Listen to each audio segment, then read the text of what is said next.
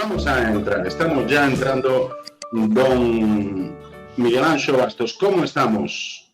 Boas noites, don Miguel Anxo. Boas noites. Que tal, don Coli? Miguel Anxo está siempre temblando conmigo a ver lo que digo en cuanto entra en antena. Dice, ¿qué dirá el Colin este que va a meter ahí una cuña y me va a dejar en ridículo aquí? Yo, sabe que le tengo mucho aprecio siempre y mucho respeto. Por tanto, es el único programa que intento moderarme bastante bien. Pero las cosas como van saliendo el PP, que salió como con 48. Yo es que ni sigo ni las votaciones. Porque el PP con 40, ¿no? 40 de 75. Pero subió el BNG. ¿Qué pasa? Subió porque trabajó. Igual que el PP, trabajaron. Y los que trabajan en Galicia es la recompensa. Y supongo que otras partes también, pero aquí en Galicia es la recompensa. ¿Por qué no sale Vox? Vox subió en votos, creo que sacó hasta 7.000, pero no. ¿Qué pasa? Que hay que tener un índice especial, ¿no? Para que salga, aunque salió con más votos que otros, ¿no? Creo. O sea, para tener un escaño, ¿cómo funciona eso? El sistema electoral le pone una barrera del 5% y no, en cada provincia. Y con cada pasadita tiene que tener un 5% en una provincia. Y no tuvo el 5%. Y aunque repartieran, creo que tampoco le daba. Pero salió con menos propaganda y menos marketing nuestro querido amigo Giacomi, que a mí me encanta. Giacomi lleva 12 o 14 años de concejal, ¿eh? Yo a Vox no lo critico. Yo a Vox digo que no puede ser que se presente el candidato 15 días después de convocada la elección. Es un puto desastre. No, pero no es que sea un desastre. Digo, es que hay que tener algo planificado, algo hecho. Es decir, yo no estoy criticando las ideas, ni mucho menos sería otro debate, ¿no? Pero digo que hay que tomar un poco en serio también la política. ¿Pero por qué han echado a los liberales? ¿Se han vuelto todos ultraconservadores? No lo sé. Te digo que lo que falta es algo de esfuerzo y modular un poco. Yo creo que uno de los errores, y se puede discutir, de Vox es presentar el mismo discurso en toda España. Y yo creo que hay que modular el discurso en los territorios. Si no modulas el discurso en los territorios, estás muy equivocado. No es la misma situación catalana que la de Madrid que la de Galicia. Entonces tienes que modular un discurso, hacer un programa adecuado. Y yo creo que muchas veces, por no querer hacer varonías o por querer presentar un discurso homogéneo, pecan de no saber adaptarse a los sitios. Y sobre todo al tipo de elecciones, que es una opinión, ¿eh? No, pero no es que le tengan ni más adversión. Yo lo digo, es que, claro, si tú te presentas 15 días antes de las votaciones, tu candidato no puede ser conocido, tu programa no se puede ser conocido, no creas complicidades con la sociedad civil, no trabajan los sectores afines, entonces es normal que no lleve resultados. Lo raro sería el contrario. Exacto. Porque el PP es más estable ahí en Galicia, claro. Lo votan porque tiene más estabilidad, ¿no? Tiene capilaridad, se preocupa de trabajar pues, en los colectivos, pues, en los clubes de fútbol, tiene hostelería propia, eso es muy importante, que no sea, tiene bares que son próximos, en las parroquias, en todos los sitios, en la sociedad civil. Entonces, tiene gente que lo defiende, pero al bloque le pasa lo mismo, el bloque también permea a la sociedad civil, pero lleva muchos años trabajando, eso es normal que tengan cierto resultado. La gente piensa que es presentar una campaña y ya está, hablar allí y salir. No, hay que dar a conocer al candidato, que tenga referentes. Yo creo que es uno de los problemas que puede tener vos. Yo no estoy criticando el programa, ni mucho menos, pero digo que salir también requiere cierto esfuerzo. Yo creo que no le dedicaron esfuerzo, o no le prestaron mucha atención al Vox de Galicia. Es una opinión también. Pero candidato o programa, Anxo, porque yo creo que no... Las dos cosas. Yo creo que hay poca gente, no en Galicia, en España, que se lea el programa de los partidos. No, eso nadie. Pero bueno, 4 ideas fuerza, 4 ideas adaptadas. Repito, el candidato fue tras discusión interna, pues salió un señor que yo repito que no parecía mal candidato, pero hay que darlo a conocer, ¿no? No puedes presentar unos días antes y que salga ya porque sí. Sobre todo cuando es un partido que está iniciándose. Ya. Bueno, no estoy criticando a Vox para nada. Tienen derecho bueno, iniciándose, Vox parece que lleva iniciándose 20 años ya. Vox ya salió en 2014, estamos hablando de que lleva 10 años ya. Es un partido conocido, y en Galicia es conocido. Y tuvo, las primeras veces que se presentó a los españoles, la segunda vez, me parece, sacó un resultado bastante decente. Que si lo repitiera en Galicia, en las elecciones gallegas tenía escaño seguro. Sería varios. Hombre, yo creo que Vox cumple otra función, que es desactivar a una parte del electorado, y ya lo ha hecho a nivel nacional. Y aquí en Galicia el candidato te puedo asegurar que es muy malo, este hombre, aparte lo conozco. Pero no, yo no concuerdo con Vox, evidentemente, ni con ningún partido del sistema, porque el propio sistema electoral es un fraude y el Estado español es un auténtico fraude y una estafa. Y volviendo a lo que decía Sanso, sí, vale, trabajan, pero trabajan con pólvora del rey, o sea, trabajan con el dinero que nos roban en los impuestos. Entonces yo ahí no concuerdo. Eso no hay duda. Pero por lo menos trabajan. Por lo menos trabajan. Hombre, sí, trabajan, pero trabajan, es muy fácil trabajar con dinero de los demás. Entonces, hacer una campaña publicitaria con dinero gratis es muy fácil. Ahora, si tuvieran que trabajar sin dinero y sin medios y sin recursos, sería muy complicado, ¿no? Entonces, toda esa cartelería que pone el BNG por todos lados, todos esos actos que cuestan un dineral, hacer cualquier meeting, porque hay que pagar el sitio, hay que pagar una empresa de sonido, una empresa de iluminación, sillas, no sé qué, no sé cuánto, ¿no? Todo eso cuesta mucho dinero. Entonces, es una cuestión de dinero, ¿no? No solamente de trabajo. Lo que estoy criticando aquí, yo estoy comentando aquí, es que no es solo la campaña. Mucha gente piensa, no hacemos una campaña con muchos medios y salimos. Como si la gente decidiera, hay gente que sí, pero como si todo el mundo decidiera el voto por lo que ve en un meeting o por lo que ve en un cartel muy bonito, sea del partido que sea, ¿no? Yo digo que estos partidos te pueden gustar o no, son del sistema o no, pero por lo menos se esfuerzan en ganar. Hombre, eso sí, pero...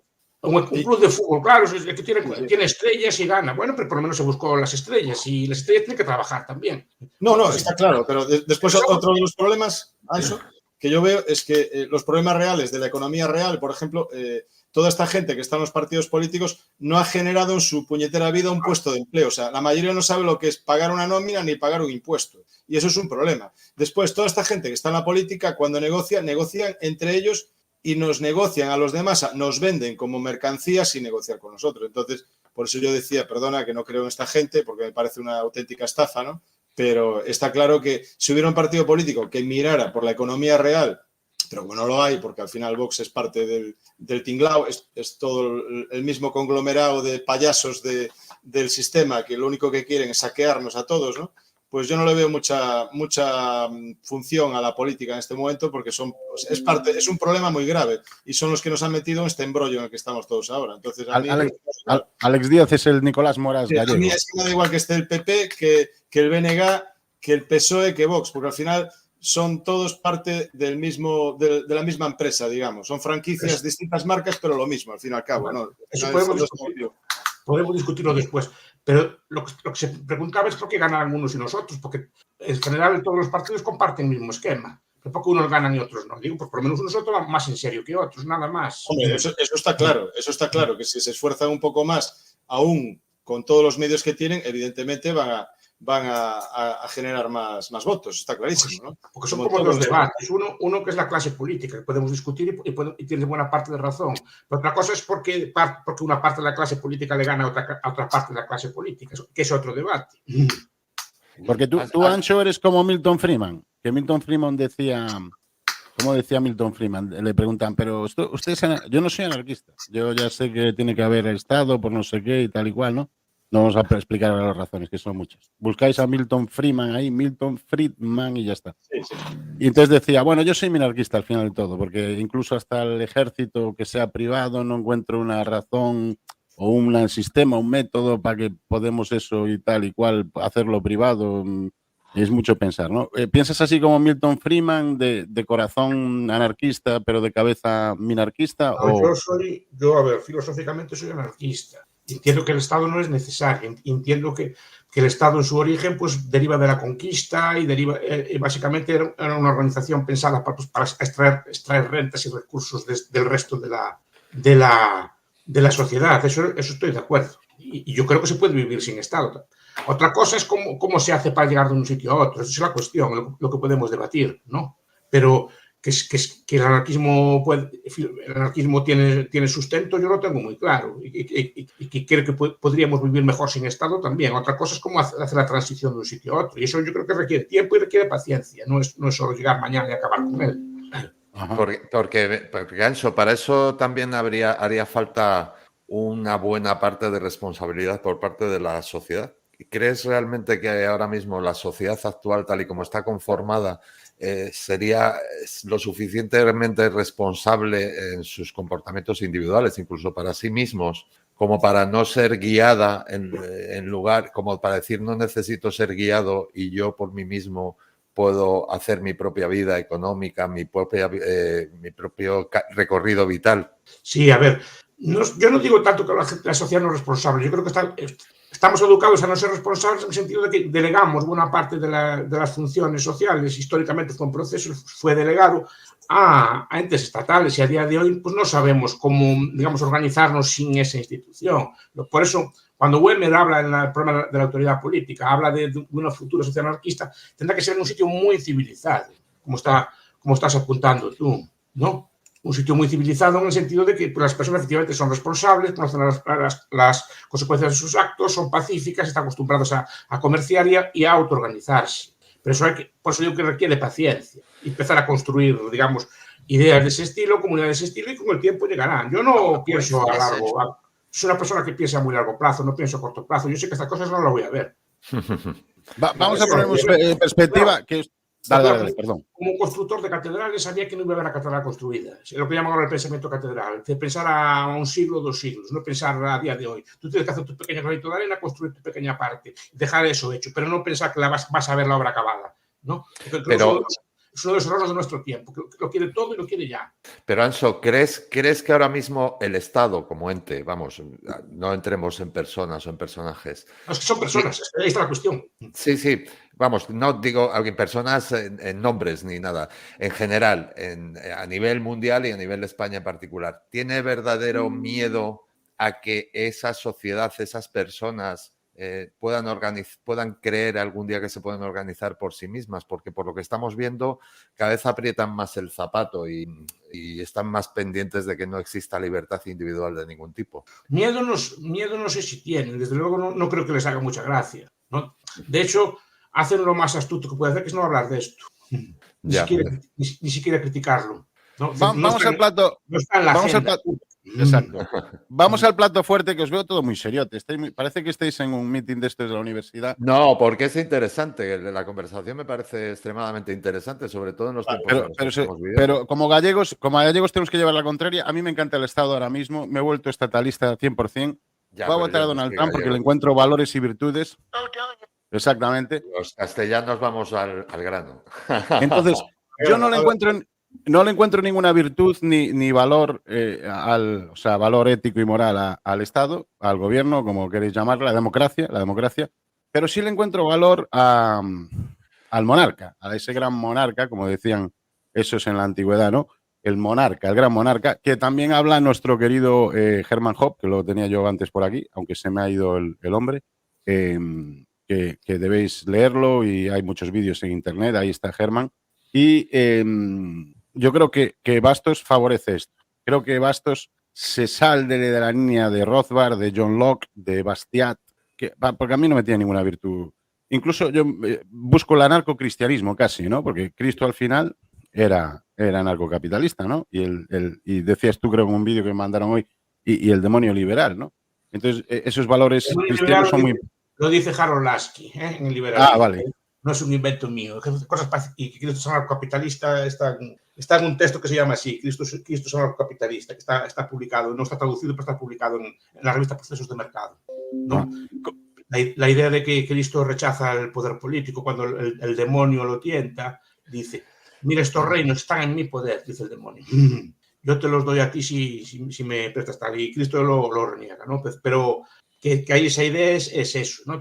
A ver, Hoppe es un autor sumamente interesante. Yo creo que leí todo lo que sacó, creo que casi todo, incluso el último libro de él. Y es muy interesante y es muy original, por lo menos es un pensador político original. Ahora ya empieza a ser canónico, que ya empieza a aparecer en algunos manuales oficiales y de teoría política. Pero me llamó la atención, de ser un tal hora ya empieza a ser discutido y hablan de él. Pero digo, como un autor dentro del canon, digamos, de la teoría política contemporánea, ¿no? Hoppe toma el concepto de democracia, y de monarquía, en el sentido que la monarquía, pero piensa en la monarquía absoluta. La monarquía es una forma en la que el aparato del Estado es privado. Y Hoppe no es tanto contra la democracia, que también, sino contra la forma republicana de gobierno. En el sentido de que la propiedad del aparato estatal es propiedad colectiva. Y él piensa que una propiedad privada está mejor gestionada en ese aspecto, incluso una propiedad privada dedicada a hacer el mal, que una propiedad pública, ¿no? Esa es la idea de Hoppe, que no es solo de él la toma de un viejo anarco-conservador, un anarco-cristiano, como dice esto, que se llama Cornel Levin, Y Henry George, que nunca lo menciona nadie. Henry George, que era sí, también una especie de seminarquista, está toda la cuestión de la tierra, y de un banquero suizo, se llama Félix Omary, que tiene un libro Félix Omary, sí, también. Crisis de la democracia, y explica estas cosas, ¿no? Yo no soy tan crítico como él con la democracia. ¿En qué sentido? La democracia, por ejemplo, para funcionar necesita aspectos no democráticos. O sea, hay aspectos que no pueden ser discutidos. La libertad de expresión, la libertad de asociación, la libertad de movimiento, etcétera. Son aspectos o temas que no pueden ser votados. Es decir, no se puede votar a abolir en un sistema democrático estas cosas. O sea, hay como unos principios o unos metaprincipios de la democracia que son muy interesantes y yo no los veo necesariamente mal.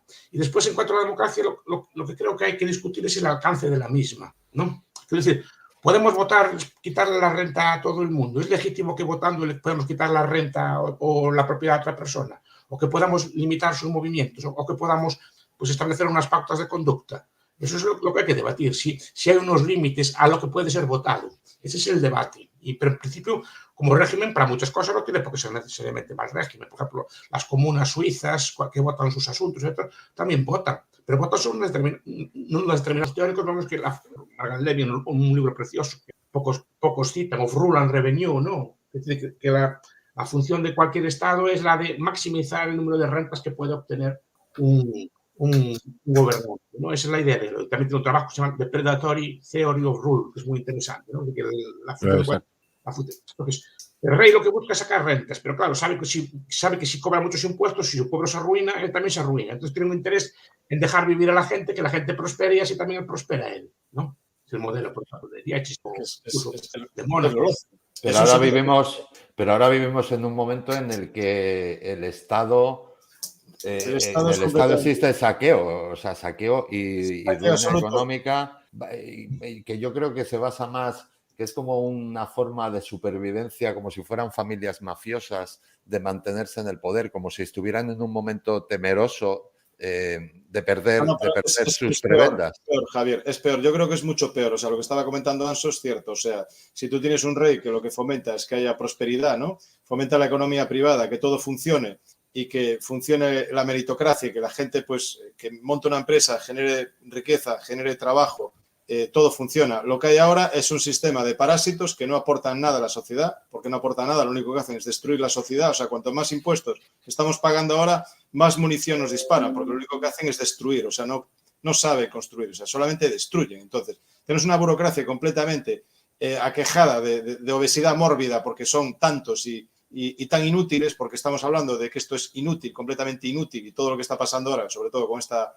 maldita Agenda 2030, ¿no? Que es todo lo que es Agenda 2030 o te destruye o no funciona, ¿no? Entonces, ¿cómo puede funcionar? O sea, estás pagando impuestos, cada vez pagas más impuestos. De hecho, añado algo, Alex. No hay ningún punto de los 17 puntos que diga libertad. O sea, no hay ninguno de los 17 puntos que mencione la palabra libertad, que dices tú. Y propiedad privada solo creo que lo pronuncia una vez, si no estoy de acuerdo, en el texto, pero no en los... Es comunismo, temas, ¿no? Comunismo para destruir, vamos, digamos que es un arma de destrucción masiva de despoblación mundial, que es lo que es la agenda, ya sabemos lo que quieren. A ver, estas cosas que estoy diciendo no son extrañas en la academia, ¿eh? Es decir, la comparación que hacía usted del Estado con una mafia, una cosa así, eso lo dijo Charles Tilly, que era un señor totalmente irrespetable, cuando compara el origen del Estado con una especie de mafia de protección, fue uno de los primeros los primeros, digamos, así recientes en decirlo, ¿no? Es decir, esta idea de los parásitos, claro, la gente no lee libros, eso es el problema. McNeil, te digo, son libros académicos, no son libros extraños. McNeil, en Plagas y Pueblos, dice que hay microparásitos, que son todas las bacterias, todo este tipo de bicheríos, piojos, y macroparásitos, que son los estados, pero digo que son autores absolutamente mainstream, no es una cosa que diga gente rara así en los márgenes de la academia. Simplemente hay que leer con un poco de calma lo que dicen los científicos sociales un poco serios, ¿no? Y explican estas cosas que están explicando ustedes, así de una forma, digamos, más común, ¿no? Con lenguaje más común, pero ellos lo dicen, hombre, lo encubren con palabras técnicas, pero básicamente están diciendo esto. Y Margaret Levy es terrible también cuando habla de estas cosas, que repito, es una profesora normal y corriente, no es una así persona del friki o del fringe, o sea, de los bordes del sistema. Son personas que publican en revistas académicas, serias y cosas.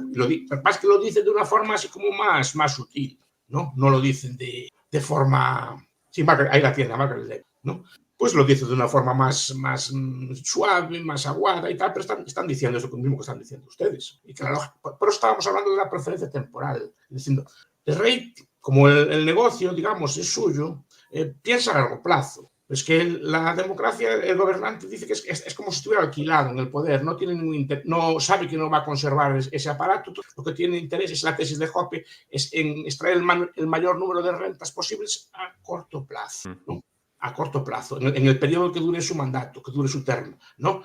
Y esa es la tesis de él. Entonces, los gobernantes republicanos, más que democráticos, tenderán digamos, a explotar a la población, a extraer el mayor número de impuestos posible para obtener ellos, digamos, más poder. No solo rentas, que la gente piensa que solo tienen más poder y tienen de prebendas, ¿no? Y ahí está la cuestión, es una cuestión de tiempo. En lo práctico, por ejemplo, ¿cómo gestiona un rey un lago, un parque con columpios, un patrimonio, una nación, en este caso, por ejemplo, que no lo gestiona el Estado? Porque claro, decía, por ejemplo, Milton Friedman hace muchos años en una entrevista en los 70 que él iba al parque de pequeño cuando lo llevaban y nadie tenía miedo de llevar a los niños al parque y tal. Porque el parque era ¿sabes? El Hyde Park donde estaba en New York, el Central Park, perdón, eso es en Londres, me equivoqué ahora de parque. Era privado, pero cuando se lo tomó el Estado de Nueva York, se puso peligroso y ya la gente tenía miedo a llevar a los niños, ¿no?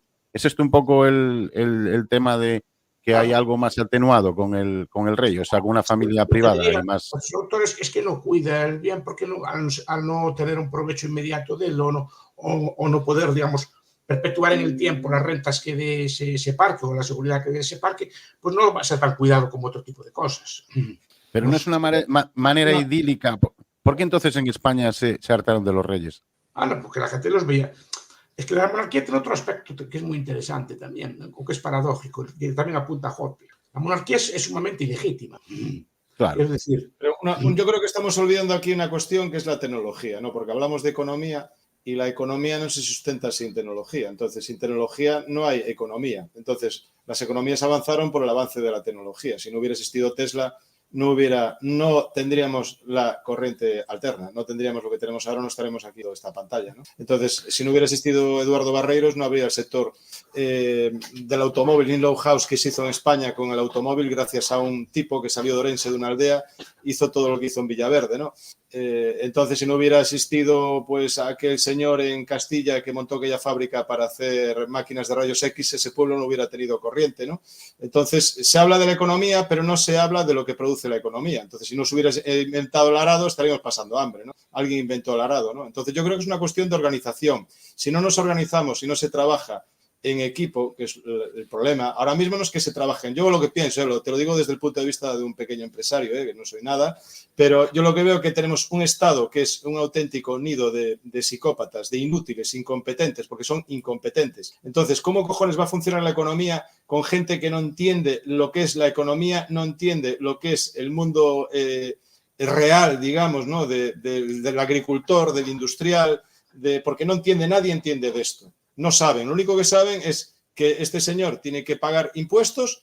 En las negociaciones que se hacen a nivel colectivo, cuando el sindicato negocia con Yolanda Díaz, no se reúne con el empresario para decidir el calendario laboral, las condiciones laborales de los trabajadores o lo que tiene que pagar la empresa. Entonces, yo creo que está todo puesto del revés. O sea, aquí el que debería estar dirigiendo el barco, una persona adecuada. Entonces, cuando alguien dirige un capitán que dirige un barco, sabe de leer los astros, sabe llegar de Venezuela a Barcelona con el barco, ¿no? Pues sabe manejar el barco, sabe lo que tiene que hacer, cómo distribuir la carga, ¿no? Aquí los políticos lo único que saben, yo es lo que veo, lo único que sabe un político es apretar el botón rojo y verde en el Parlamento español, porque es para lo que valen. O sea, los parlamentarios españoles son tan absolutamente indigentes mentales que lo único que tienen que saber, entonces estamos dirigidos por personas como esa, que es apretar el botón rojo o verde, según lo que le diga la empresa, que es el partido, que es una empresa. Y eso es a lo que estamos sometidos en España. Entonces, ¿cómo va a funcionar la economía supeditada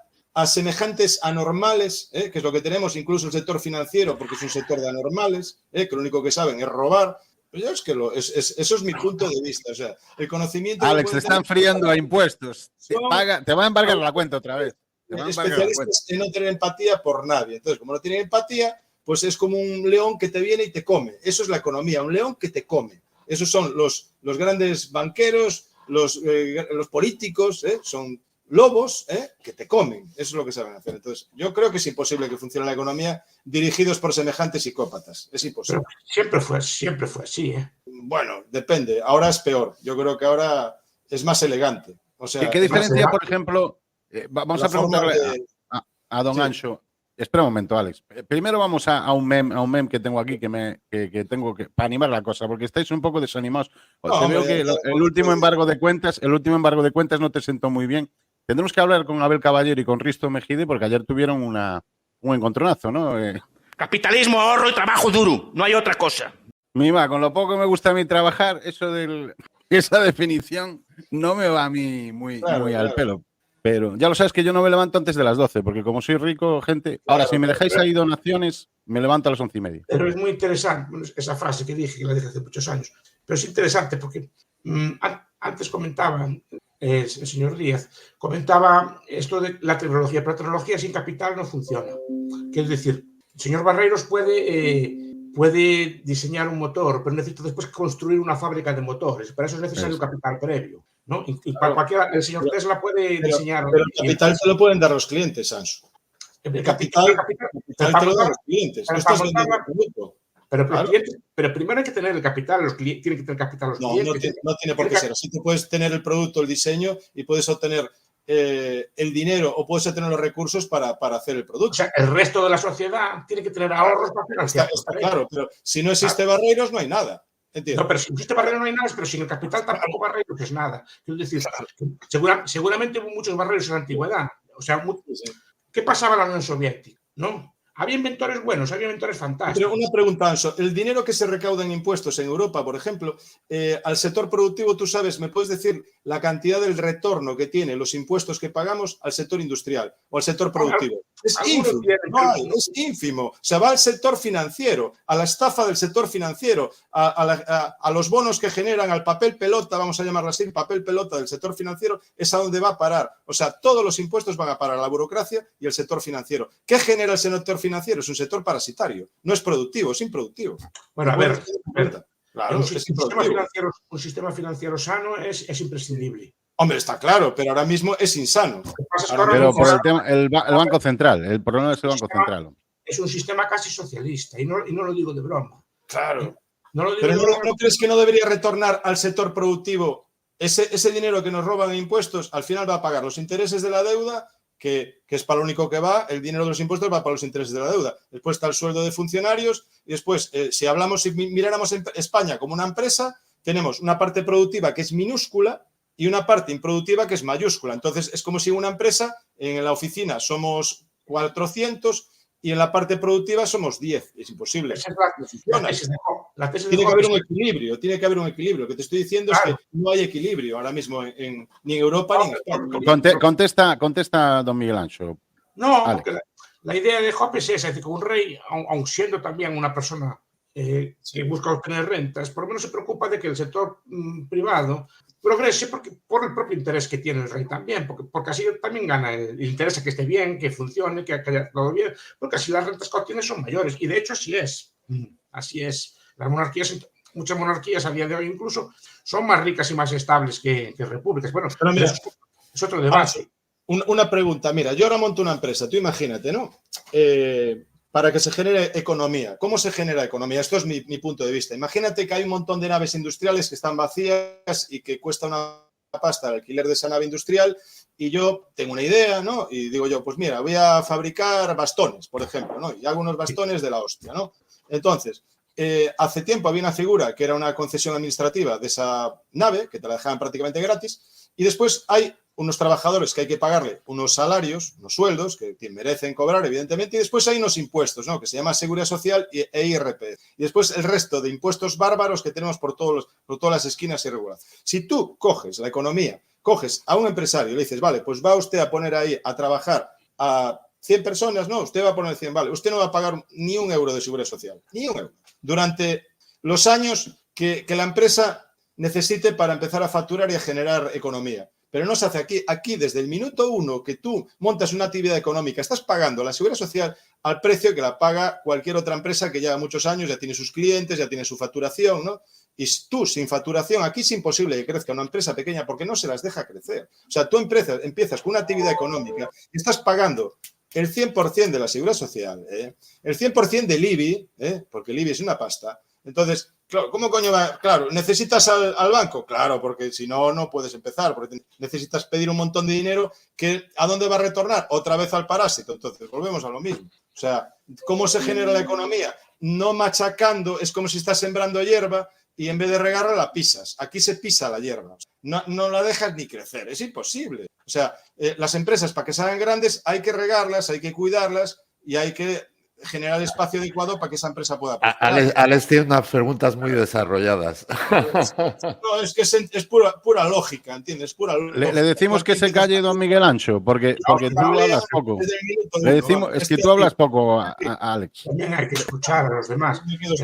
No, a ver, los teóricos de la Escuela de Salamanca decían que para que un país progrese, por lo menos los impuestos tienen que ser bajos. No tienen que ser. No puedes ahogar a los sectores productivos, que muchas veces es lo que yo creo que muchas veces efectivamente hay una falta de sensibilidad por parte de los políticos hacia las empresas. Los ve como una especie de vaca lecheras que obtienen dinero porque sí, que se le puede sangrar, ¿no? Hay un punto que reviente, pero el problema es que si estos sectores productivos se destruyen o así, también quedan más pobres los gobiernos, ¿no? Que es lo que pasa pues, en otros países tipo Venezuela o Argentina, que tanto quisieron grabar a impuestos a la gente y a las empresas, que al final las empresas no producen y por tanto los estados son pobres y al final no pueden cumplir ni siquiera lo que prometen. Ese es el problema. El problema muchas veces es una falta de, incluso son gobernantes que no son astutos ni siquiera en lo suyo. Por eso es lo que dice Hoppe, ¿no? Es decir, que se puede referir a una democracia o a un gobernante un poco astuto. Es decir, un gobernante un poco astuto dice, mira, a mí me interesa que mi país sea rico. Pues si mi país es rico yo tengo más dinero. Claro, con el zar, por ejemplo, con el zar ruso. Ni siquiera piensan así, piensan a ver que puede sacar todo a corto plazo y nada a largo plazo. O sea, no tienen ningún interés en la riqueza del país. Tienen a lo mejor algún interés propio en algo, en poder o en lo que sea, en mantenerse en el puesto, pero no tienen interés porque no saben que no van a estar muchos años allí en el poder. Esa es vamos a añadir una cosa de Rusia, la antigua Rusia, antes de que fueran los bolcheviques, ¿no? Y esto es de Anthony C. Sutton, no es mío, o sea, esto está documentado en Anthony C. Sutton. Tenían los rusos con el zar Nikolai 2 modelos de coche. Cuando los bolcheviques llegaron al poder tenían 0 y entonces tuvieron que meter pues el motor de combustión de los americanos y los italianos, tuvieron que meter a hacer cosas en las fábricas porque las fábricas no las destruyeron, las del zar, o sea, estaban idle, que se llama, o sea, que no funcionaban, no estaba gente trabajando.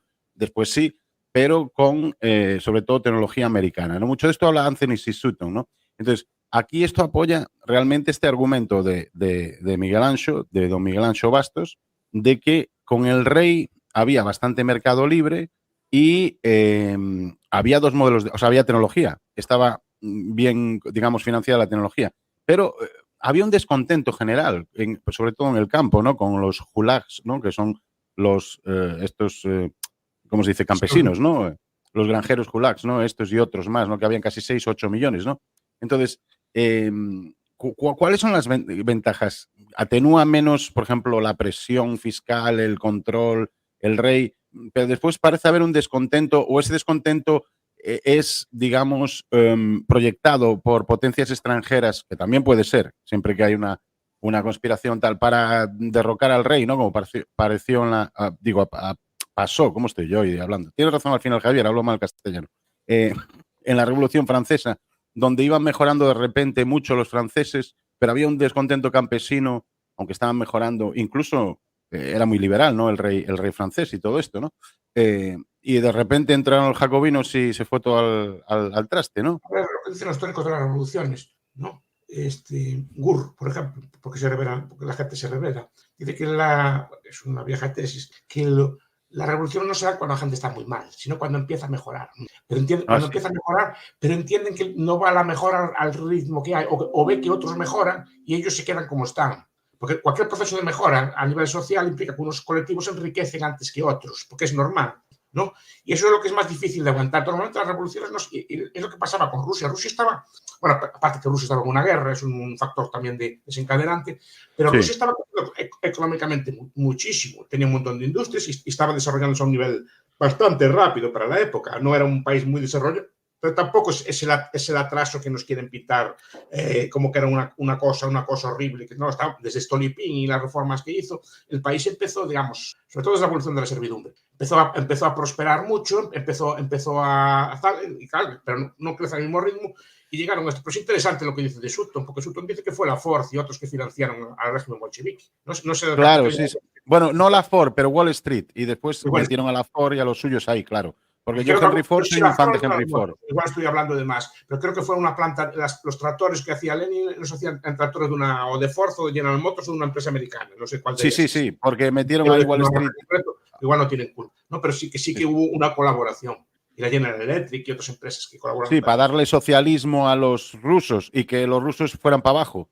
Y eso le beneficiaba a Wall Street y incluso lo de Alemania. Por eso te digo, es esa teoría por ahí, ¿no? Que Nicolás Moras, además, mi amigo, lo saludamos de aquí si está viendo, acaba de hacer un vídeo de eso de Anthony Sutton, como Wall Street, hay 3 libros de él, en paz descanse, cómo Wall Street creó a la Alemania nazi, cómo Wall Street creó a la Unión Soviética, etcétera, etcétera. Pero ese detalle es curioso porque Hobbes ahí enlaza eso muy bien y está subiendo la monarquía. Eso que dices tú también de Gur, que la monarquía está avanzando y la gente cuando sube... O sea, lo que me estás diciendo es que puede ser que Milei, que ahora no está en su mejor momento, pero cuando esté en su mejor momento se lo pinchan a Milei, cuando esté Argentina subiendo. No lo sé, puede ser. En cuanto salga de pobre, yo no le veo mucho. En cuanto salga de pobre, no me digas, ¿sí? Cuando salga de pobre el país, quiero decir. Sí, Argentina, sí, te entendemos. Cuando se recupere, yo lo veo complicado que sí. Pero hay un aspecto que estamos apuntando. La monarquía tiene una cosa buena que es paradójica, que es muy impopular y es ilegítima. Y eso frena el poder del Estado. Es decir, paradójicamente, cuanto más impopular es un rey, más la gente se resiste a los impuestos, más se resiste a las exacciones, más se resiste a las cosas, porque es un señor que está ahí por nacimiento, todo el mundo lo sabe, no tiene mérito ninguno, está por pura herencia. Entonces, se convierte en un ser ilegítimo y de ahí que la gente tenga resistencia fiscal, ¿no? O lo que llama Hoppe, conciencia de clase, ¿no? Que la gente se rebela frente al rey. ¿Y qué le pasa a la república o a la monarquía? Que es un régimen al revés, es altamente legítimo, porque todo el mundo participa en él, ¿no? Entonces, digamos que como todo el mundo participa en él y el Estado es como si fuéramos todos o todos pertenecemos a él, una cosa por el estilo, es mucho más difícil oponerse a eso. Por tanto, los Estados modernos tienen una mayor capacidad de intervención que tiene una monarquía. Una monarquía, cuando subía mucho los impuestos, había revueltas fiscales y eran muy frecuentes. Y ahora nadie se revoluciona y le cobran casi el 80% de todo lo que ganas. Porque la grandeza o la astucia de la democracia es que es muy legítima. No se puede decir, o sea, nadie se atreve a discutirla seriamente. Es muy legítima. Entonces, claro, todo lo que se hace en nombre de la democracia puede hacerse. Pero yo te digo que si estuviera la derecha... Subimos los impuestos al 50-60%, cosa que era impensable en una monarquía. Cuando había más de un 10%, casi siempre había una revuelta, ¿no? Pero tenemos impuestos de 40, de 50 o perfectamente asumidos, muy normal, porque pues, supuestamente pues, no lo votamos nosotros y lo aceptamos nosotros mismos. Cuando la realidad es que es un grupo de la población que le pone impuestos al resto. Claro. Pero que los gobierna otro, ¿no? Esa es la crítica que le hace copia al sistema. Pero una cosa muy importante, y os pido la opinión. Si estuviera la derecha ahora, con el aceite de oliva a 12 pavos, el rollo que quieren cortar los viajes cortos que no viajar, el rollo que le están montando en Ferrer, el otro no sé qué, los agricultores le estaría montando una revolución de cojones, porque por un perro de no sé qué del ébola le montaron una Rajoy de cojones. Pero como está a la izquierda, están todos callados, porque la mayoría como es más o menos de izquierda en España no hay realmente, dicen ultraderecha y todo eso, pero eso es un rollo de... comunista burgués, como diría un colega mío. En España no hay derecha. No hay derecha. Claro. Pero esto puede ya haber viene algunas personas de derecha, pero no hay los primeros partidos no son realmente de derechas. Pero esto viene de una... No, porque Vox incluso es un poco jacobino, es un poco de izquierdas. Bueno, un poco, le adelanta por la izquierda a los otros de izquierda, ¿no? Depende que el programa, algunas ideas que tiene son intervencionistas. Son muy intervencionistas. Incluso el jacobinismo, yo entiendo la lógica que ellos quieren que ya no haya administraciones que las ve como un nido de gasto y una cosa por el estilo, pero le echan la culpa a las autonomías. Cuando con un Estado central, en Estado francés no hay autonomía, si es más gastador que el nuestro. Y es una cosa que parece que no se quiere ver. Es una cuestión de número. Es una cuestión de número. Pero claro, pero le echan la culpa exactamente a la autonomía, como si fueran las autonomías que son los nidos de gasto, que pueden serlo, pero es que un Estado central puede ser más gastador aún. 40.000 millones se gastan en autonomías al año, según el Centenator. Lo que pasa es que el Centenator es muy Es una cuestión de números, Anso. En el año 75 había 700.000 funcionarios en toda España. Sí. Y había empresas productivas, ¿eh? Y no va a ser que fueran muy productivas. ¿Y ahora cuántos hay? Ahora estamos hablando de que hay una cifra cercana a los 4 millones, más 2 millones y pico de inmigrantes que están aquí cobrando pasta sin hacer nada, más chiringuitos. De acuerdo. Pero eso no son las autonomías, eso pasó en toda Europa, ¿eh? También en Francia pasaron de unos pocos centrales de miles de funcionarios a varios millones. Pero sin autonomía, simplemente son funcionarios del gobierno central. La burocracia tiende a crecer hasta reventar, hasta hacernos reventar a todos. Sí, pero el problema es que por encima el sistema centralizado aún es peor. Lenin, creo que fue Lenin, estoy hablando de memoria y no me hagan caso en estas cosas. Es decir, que la centralización son 2/3 partes del socialismo. Porque si está centralizado, el socialismo es facilísimo de hacer. Por eso Estados como Estados Unidos, con todos sus defectos, son más difíciles de hacer socialistas, porque hay más resistencia. Hay muchos estados que se resisten a ese tipo de cosas, porque hay una resistencia derivada de la autonomía o del poder que tienen los estados. Si esto fuera centralizado sería mucho más fácil. Sí, pero España es un país bastante pequeño. Es como un estado de Estados Unidos. En comparación de población y de tamaño físico, es como un estado. Como algunos, sí. Pero también tienen las autonomías, son como muchos estados. Ya. Bueno, pero yo creo que la base del tanto funcionariado en España yo la veo clara. El poder necesita tener a sus amamantados alrededor para tener un poco de protección y un poco de fuerza. Lo veo porque es que además estáis utilizando mucho bibliografía, muchos autores, y al final lo que se plantea es bien fácil. Tú deja a la gente que haga su vida y que cree riqueza, que cree riqueza y nos irá mejor a todos. Pero yo como pienso que la base de lo que está sucediendo aquí no es cuestión de errores, porque no les creo inútiles, sino intención de ruina y de saqueo, pues la base es esa. ¿No te parece, Anso? Sí. La parte es que es muy difícil cambiar, por ejemplo, por eso no son solo los funcionarios. En España hay muchos millones de pensionistas. Claro, y que pagaron su pensión y tienen derecho a vivir ahora sus cosas. Pero claro, son como una especie, están ahí y son los principales garantes de que el Estado siga existiendo en su actual forma, pues para pagar los impuestos a ellos, porque el gasto principal del Estado no son las autonomías ni son otras cosas, son las pensiones. Así es. Sí, pero las pensiones... Yo voy a añadir algo. Una pregunta. No estoy diciendo esto. Una cuestión que te quería preguntar. Ahora esto es una estafa piramidal, el Estado español, ¿no? Y la pirámide ahora está invertida. Entonces, los que sostienen la estafa cada vez somos menos. Entonces, esto va a reventar. Esa es mi opinión. ¿No crees que va a reventar esto y pronto? Reventar no. Lo que pasa es que habrá que asumir que las pensiones...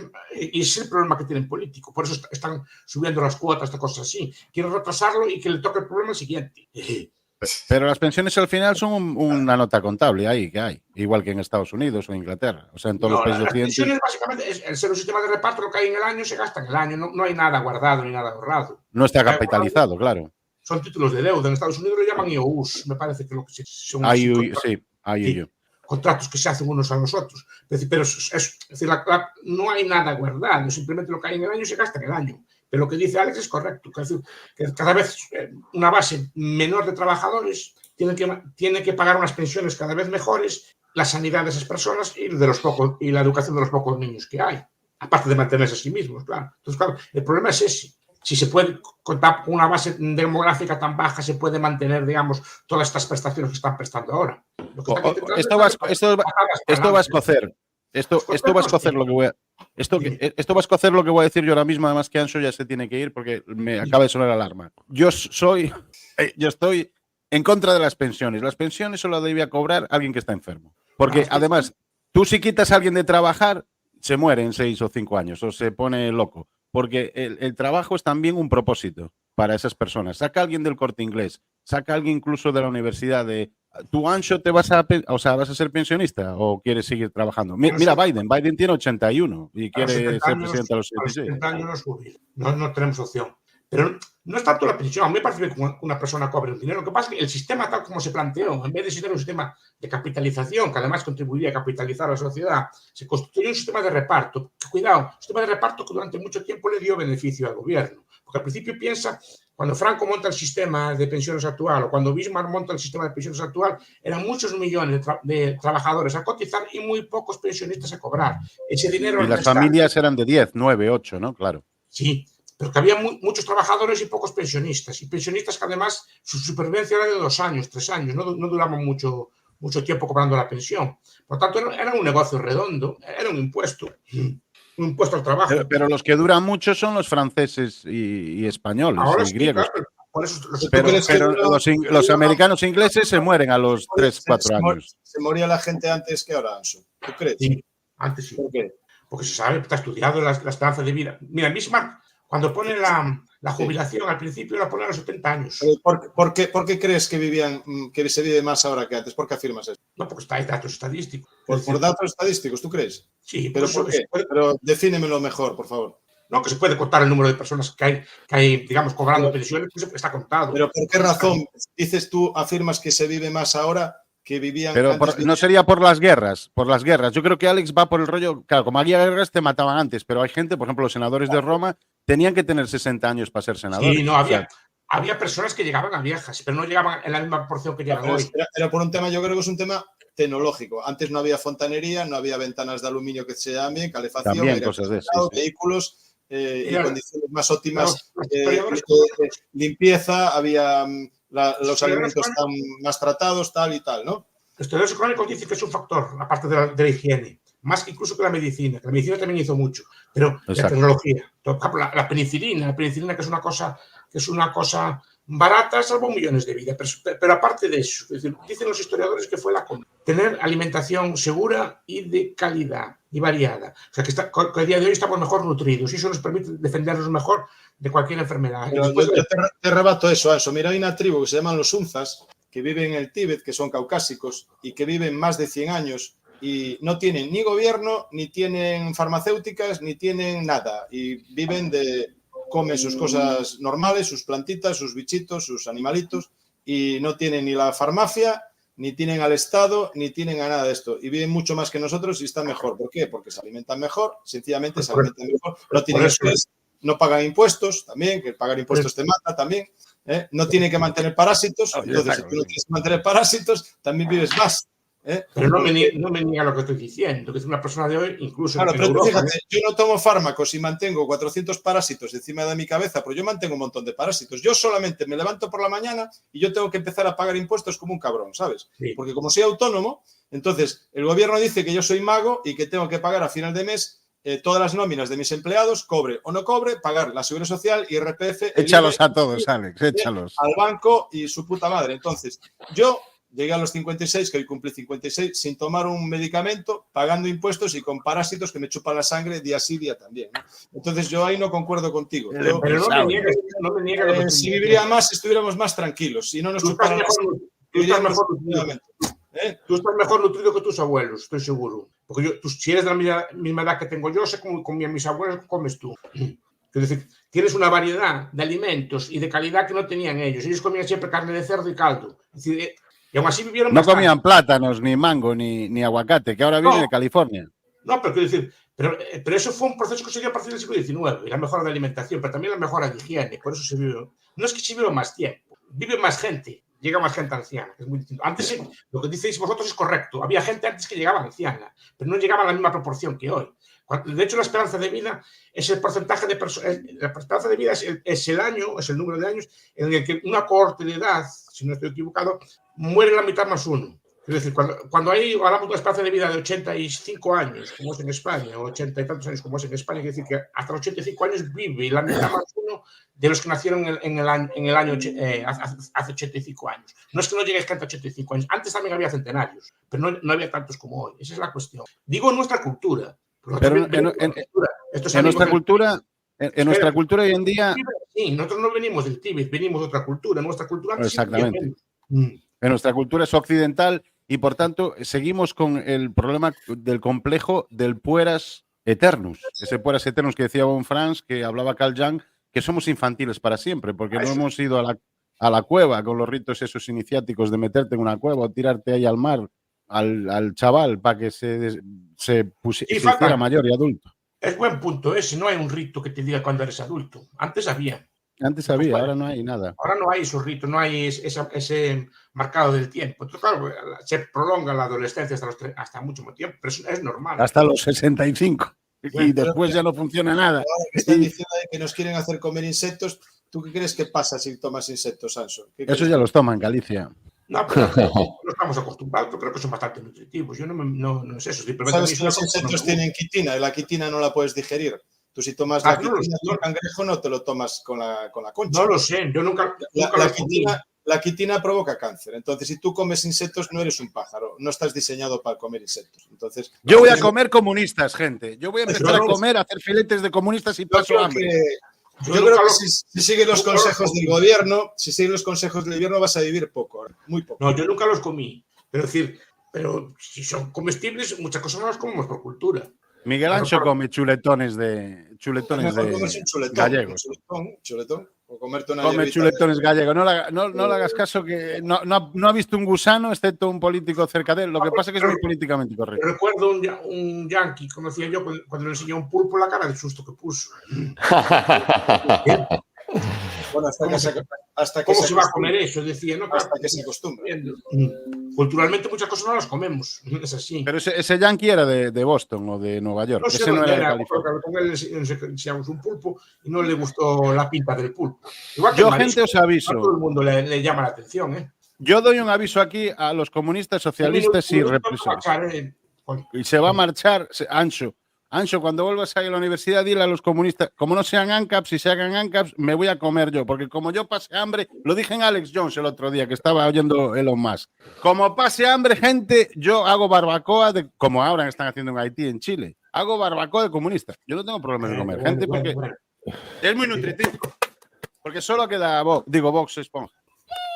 Y nos despedimos, gente, nos despedimos. Porque los gallegos siempre tienen que discutir, nunca se quedan de acuerdo. Y hoy estuvimos además bastante moderados. Parecemos más seguro andaluces. La gente moderna no entiende la ironía ni entiende las metáforas. Que no... La retranca, ¿no? Tienes toda la razón. Porque eso también es cuestión de cultura, Anso. Por eso no se entiende. Yo antes hacía bromas como Colin, pero no se pueden hacer. No. Las daba y ¿Cómo no se pueden hacer? Bueno, se pueden hacer, pero no se pueden hacer donde trabajo yo. Es decir, no, que no pasa tienen nada. Censurado, lo tienen censurado. Antes se podía hacer retranque. Yo daba retranque, también recibía que me dejaban alguna vez.